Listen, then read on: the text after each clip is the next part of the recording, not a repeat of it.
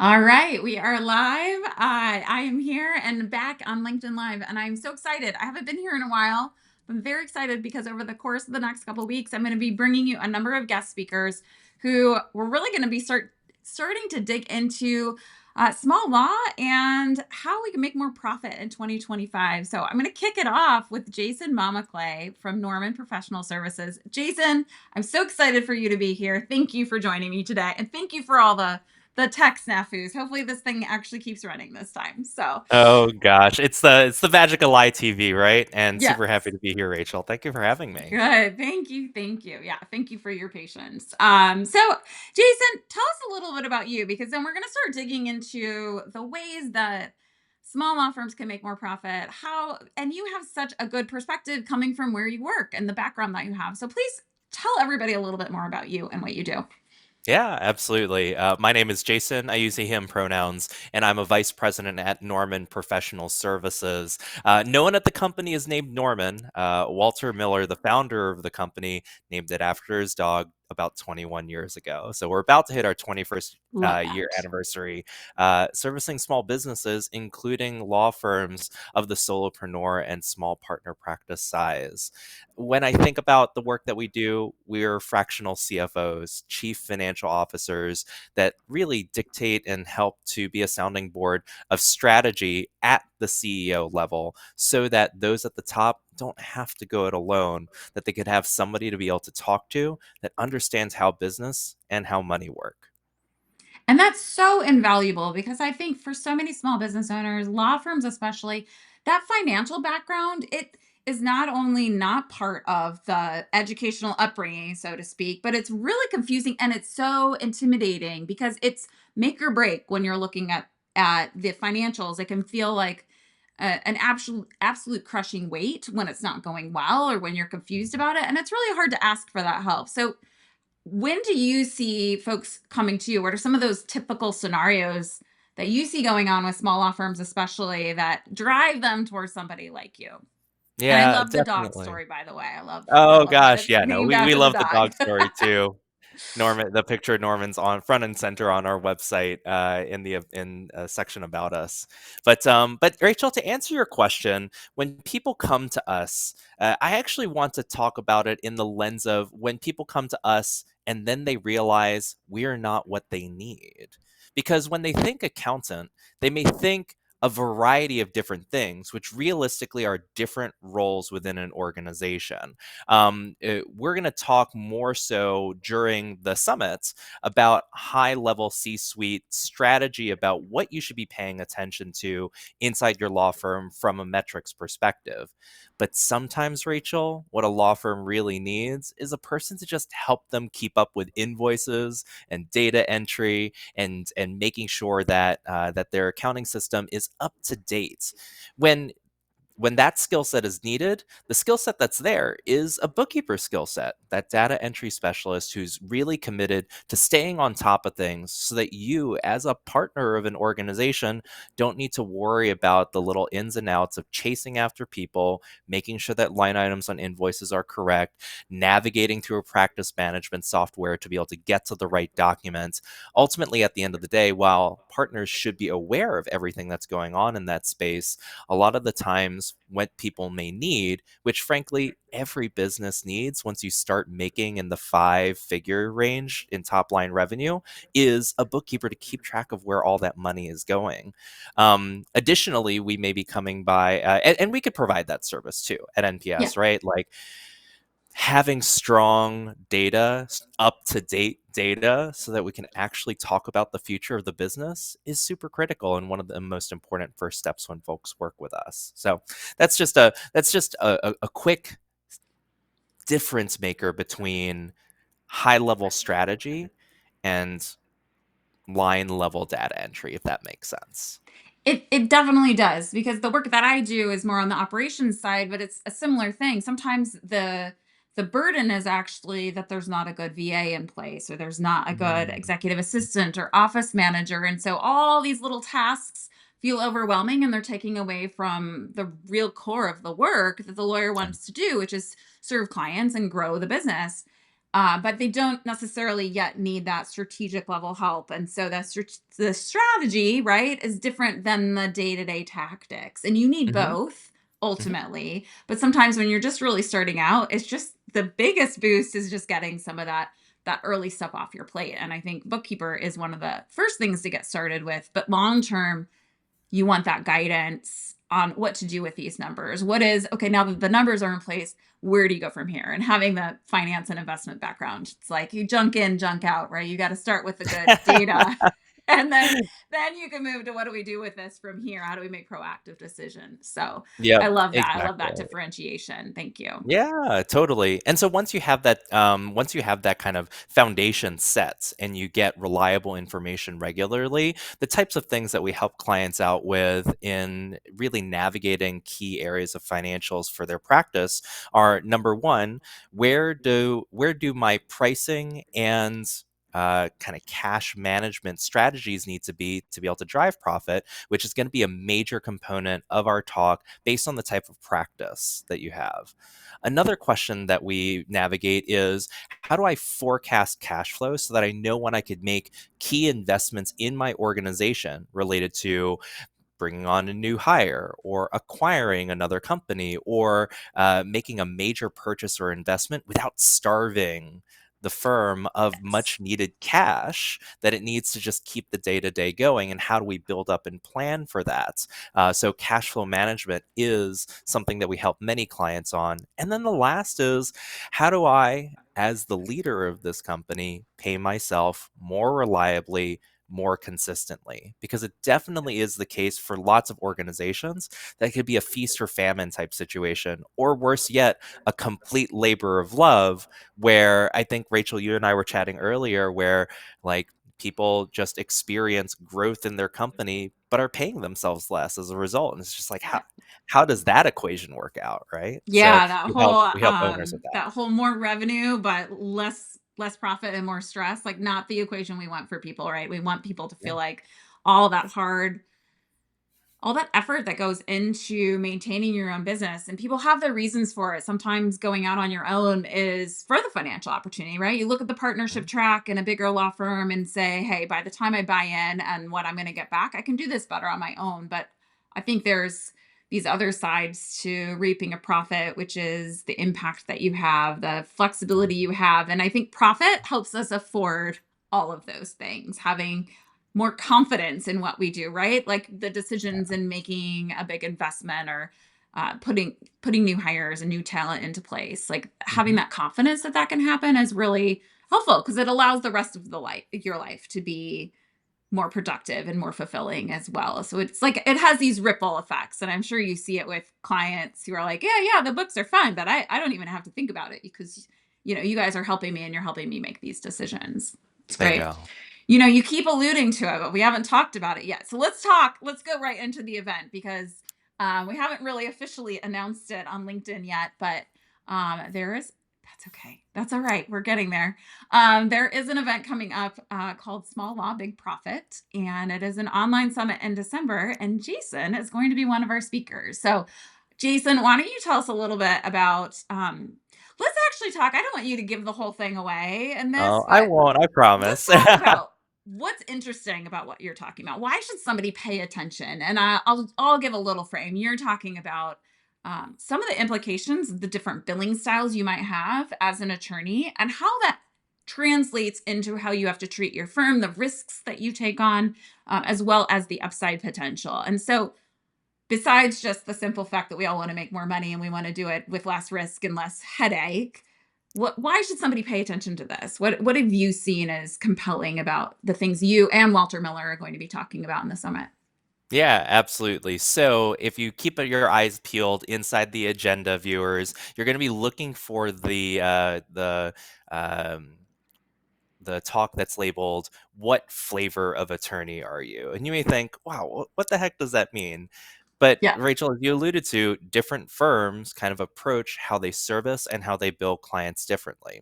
And when we think about the world of financials, there are a lot of numbers that you likely could pay attention to. And part of the challenge, fear, frustration, stress of financials is that it could just look like a wall of numbers, a wall of Oh, data. and Yeah. I've seen this, right? It's like you have Yeah. people who never look at KPIs, performance indicators, and then you look at somebody who has 30 or 40 or 50 and they're trying to track all of them, and it's noise now. So are you helping Mhm. people reduce that down to just those key ones? Because I think it's just too much information is just sometimes too much information. That's exactly it, Rachel. Our goal during this talk is to be able to zero in on what is the key cash prime directive as it comes to the relationship with your firm based on the main way that it makes money. Whether you are contingency, whether you are a fixed fee retainer, whether you are bill by the hour, and a variety of other like nuances that are there. Ultimately, it boils down to specific kinds of models that really require attention to a specific metric that'll be the main driver towards profitability for your business. So you're definitely not going to want to miss it because you'll be able to see yourself and your firm inside some of the descriptions that we share. And hopefully, you'll be able to take away what's the one thing out of that wall of everything that you really ought to pay attention to. Well, and how much of a relief that is when it's instead of all this stuff, I feel like sometimes when we're looking at what strategy should I follow next, what should I really pay attention to? It's like throwing spaghetti at a wall and trying to figure out what sticks and having that relief of knowing, okay, this is the thing that if I focus on this, other things will fall into place. I love to call it like the domino effect, right? What is that big Mhm. domino that if we tip this thing over, everything else becomes easier, becomes, just so much more simple, and again that confidence, right? So sounds like such a great thing to just make these law firm owners their life more simple and more easy to just focus on scaling and profit. Yeah, absolutely, Rachel, 100%. Yeah. So, why don't you share a little tip for us, something that tie us over between now and the summit, which is happening December 9th through 12th. And I did pop up that the website where you can register for free, but I will show that again here and drop it into Yeah. the comments after. Um, sure. What is some takeaway that somebody could do between now and December 9th? I think you guys are going live on December 11th Mhm. specifically, but show for all of it, please. Um, what is something that somebody could do today to start getting more traction in terms of their financials, thinking about what they're doing? Can you share some ideas with us? Yeah, definitely. So now is a really important time of year for financial planning and for planning for 2025. So I'll go into a topic that we review with clients that isn't necessarily going to be reviewed during the summit talk itself.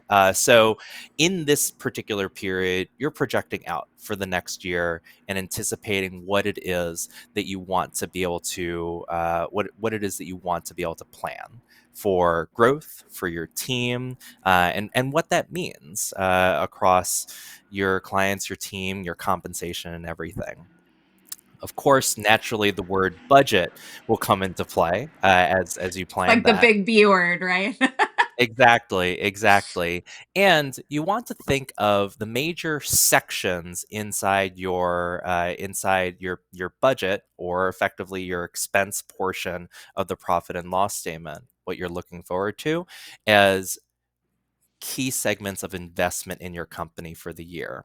So, what is going to be your segments of investment related to marketing? What is going to be your segment of investment related to outside professional development, coaching, and outsourced resources, such as an outsourced CFO advisor, an outsourced COO optimizer, an outsourced uh, chief HR specialist, that kind of stuff. So, making sure that you're earmarking things that are important for your organization, in addition to headcount, of course, becomes super important.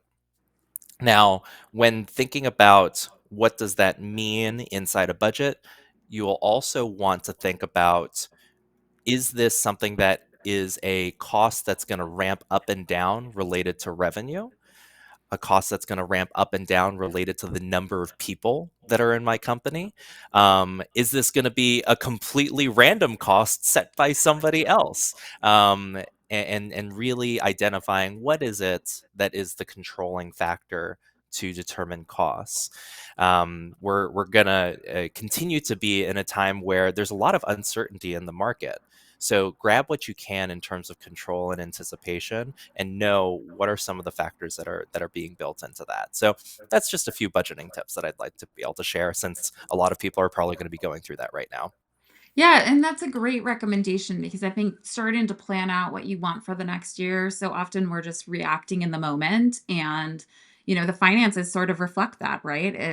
You get to a moment you're like, "Hey, I really need this thing." Well, it wasn't planned for, or vice versa, it's nice to have the cash on hand when things come up. So Yeah. just having that foresight and just taking that moment to think ahead is just it makes everything else kind of fall into place easier and more efficiently. So great advice. Thank you for that. Now, you guys Yes, of have course. something going on too. I know I'm not the only one with an event I'm planning, and of course, you're part of that Yeah. event. But tell me a little bit about what else you and Walter are putting on here as part of your services for clients or future clients.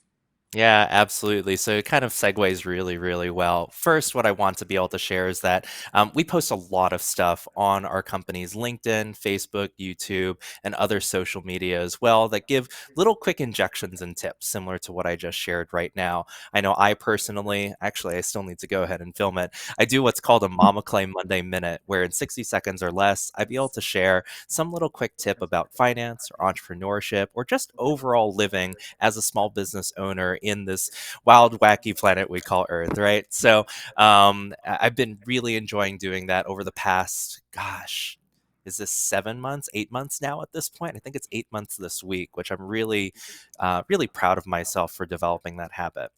But what also is being shared is that we are launching our next iteration of the Forecasting from the Heart, Budgeting from the Brain webinar series, which is a 3-part webinar series that'll be taking place in the second half of Q4. And we run that at different days and different times throughout the year in case the selected day and time doesn't work out for for a particular potential attendee. What is really neat too is that these budget tips that I shared and more are covered off in that 3-part series that we intend on delivering all throughout the year. And for those of you who sign up for an all access pass to the summit, you can enroll yourself in one of the upcoming sessions within the first half of the year in 2025 as well, if you go ahead and kind of schedule and redeem that with us. So, really excited Awesome. about being able to expand on what it is that I shared, be able to give people very clear, easy to follow, do it yourself opportunities to be able to tackle budgeting. So if you don't get it done this quarter, it's not too late. Getting a plan, like the best time to plan is what, 10 years ago or now, and the second time Yeah. best time is to plan is now. So like, don't worry if you end up getting behind the 8 ball related to that. It's always a good opportunity to just sit down, take stock of where things are at and where you want things to go. So if you join us in the new year, we're happy to navigate what does a mid-year planning look like through these sessions that we deliver. Excellent. So we've got a game plan for folks. It's sign up for the summit, get that all access pass, and then they get to participate in your workshops for the price of admission to the all access pass, which Yeah, is really exactly. exciting. So nice Hmm. little bonus there. We have some Yeah. other very generous bonuses thanks to our speakers in that all access pass. So yes, you can register for free, but definitely check that out once you're on the confirmation page for everybody out there. And thank you, Jayson, for this. I'm really excited. That sounds like a great series. I love the name of it too, right? Because it's such a combination of what we want and what we feel, but also that, Hmm. just having that logical side to things and really being strategic about how you manage your finances and how you approach your budget. So I love it. Yeah. Thank you so much for being on here today. Any final thoughts for our audience? Yeah, Rachel, actually, the way that you described just loving the name and such kind of really embraces what our unique flavor of financial fitness is inside the marketplace. Like, there are lots of people, as we described earlier, who may feel really scared about financials. Yes. And that may be coming from a place of of fear, of shame, of guilt, or embarrassment of saying, hey, I lead this organization, it's been growing, but what if people find out that I just don't know what's going on behind the numbers? And we get that. We hear you. And there are lots of finance professionals who might just want to get right down to business.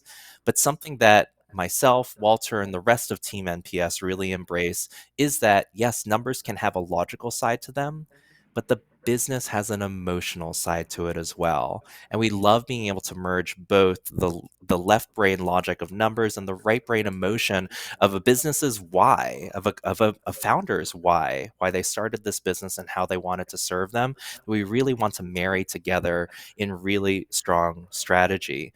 So yes, the numbers kind of tell a very specific and hard to be flexible around truth, but at the same time making sure that we are clear on a founder's vision, on a partner's journey, on an overall organization's why they do what they do for the community and for commerce and for their team is so incredibly important to help drive a holistic strategy that stretches beyond the numbers, but in a way that yields strong, positive profit for ongoing success.